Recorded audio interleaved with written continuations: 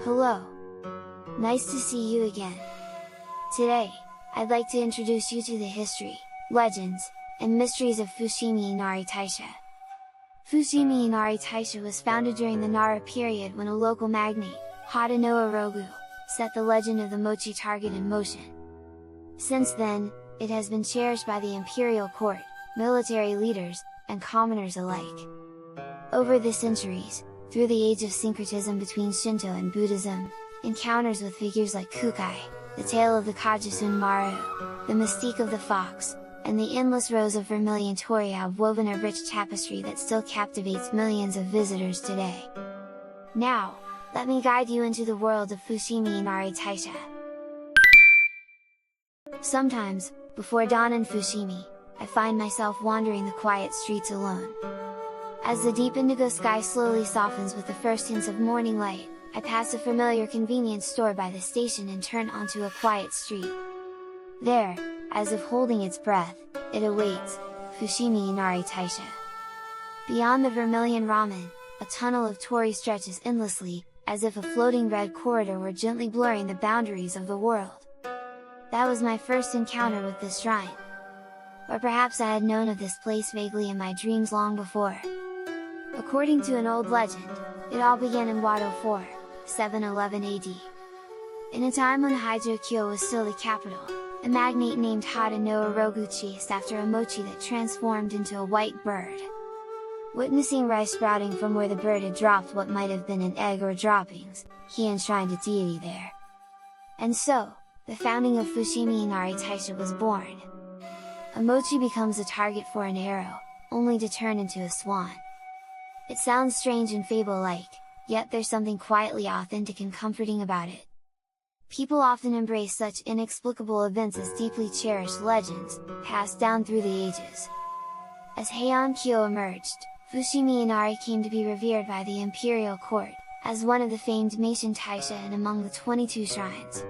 There's a story from the time of Emperor Juna in which an omen, blaming the felling of trees at Taiji, led to a dispatch of envoys to Fushimi.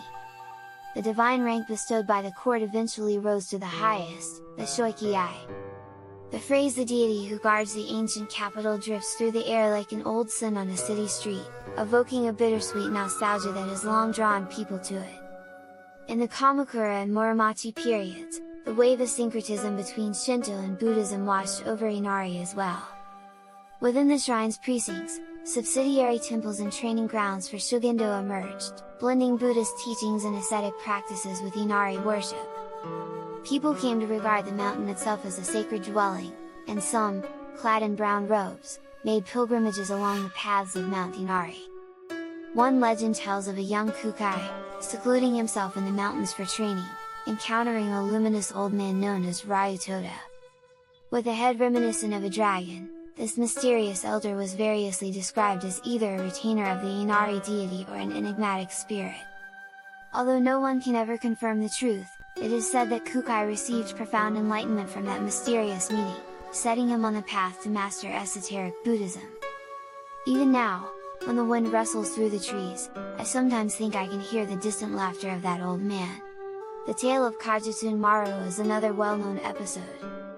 During the Heian period, a famed swordsmith, Sanjoku Gaji Munetsuna, was tasked with forging a sword for the imperial court but found himself lacking someone to keep the rhythm of his hammer. In his desperation, he prayed to the Inari deity, and a young man appeared, striking the perfect cadence that brought the masterpiece to life. Before his eyes, the young man vanished, leaving behind the impression that he was none other than a fox sent by Inari. Thus was born the legendary sword, Kogitsune-maru. Merely uttering its name sends a flash of platinum light arching through my mind, as if echoing the ancient no-play Kogaji that immortalizes this very legend. As history unfolded, warlords during the Sengoku period and merchants in Edo fervently embraced Inari's protection. The great warlord Toyotomi Hideyoshi is said to have donated a vermilion ramen in fulfillment of a vow for his mother's recovery. Similarly, Tokugawa Ieyasu reputedly enshrined Inari within Edo Castle.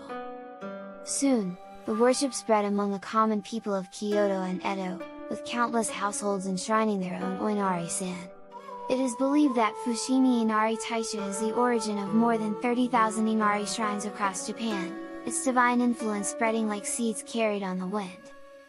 And then there is the famed Senbon torii. Born in the Edo period from the custom of dedicating torii in gratitude when wishes were granted, these gates have multiplied into thousands, forming a majestic, endless vermilion tunnel. When I first walked beneath them, the faint crunch of gravel underfoot seemed to echo with the accumulated prayers and words of gratitude from countless souls. If you were to lean in and listen to each torii, you might hear the earnest whispers of someone's deepest wishes. Within the shrine's grounds, there is also the weighty stone used for divination. When you gently lift it, it might feel lighter or heavier than you expect, a subtle hint regarding the fulfillment of your wishes. I tried lifting one once, and to my surprise, it was unexpectedly light. Moments like these leave me a little perplexed, believing in the fulfillment of my wishes even as I'm overwhelmed by the mysterious power that seems to lurk there.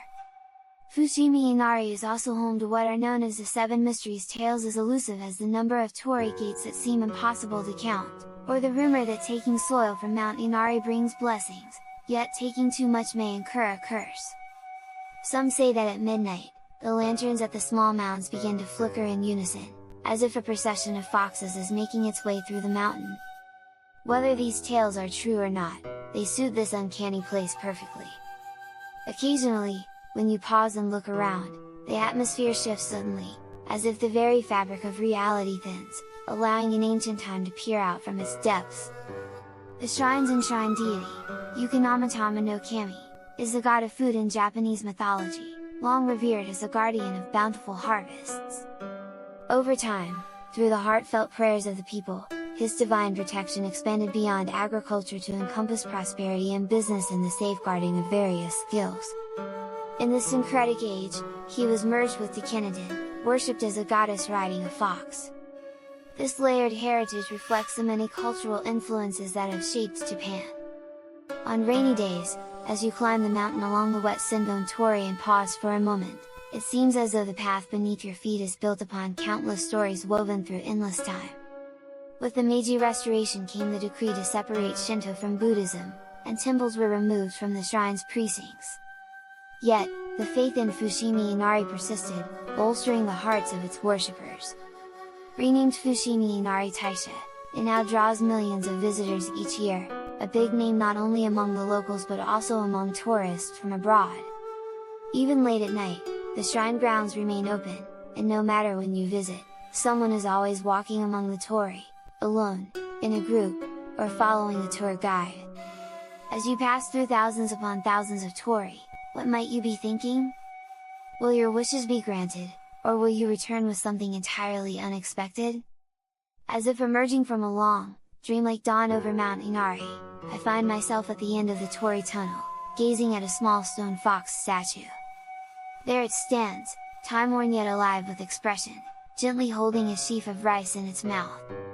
Though it stands silently, its eyes seem to hold within them more than 1,300 years, from the Nara period to the present, of stories, prayers, and the complex intermingling of Shinto and Buddhist traditions. Perhaps it recalls the legends of Toyotomi Hideyoshi's Vermilion Gate, Sanjo Kogaji's masterful sword, Kūkai's encounter with Ryutoda, and the myth of the mochi-turned white bird.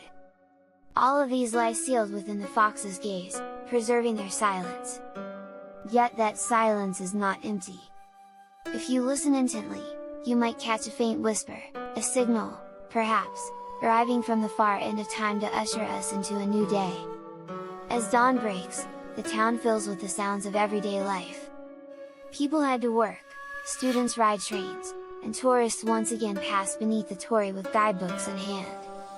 But Fushimi Inari remains, steadfast at the pinnacle of countless Inari shrines, quietly radiating its vermilion light in the enigmatic aura of the fox.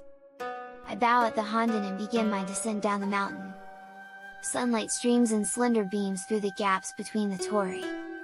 Walking straight ahead, I know I will eventually return to the everyday world. Yet can I truly return? Perhaps I have already slipped into a dream scene through the eyes of a fox. But who can say for sure? All I know is that the next time I visit, there may be yet another new legend waiting to be discovered. Welcome to the world of Oinari-san!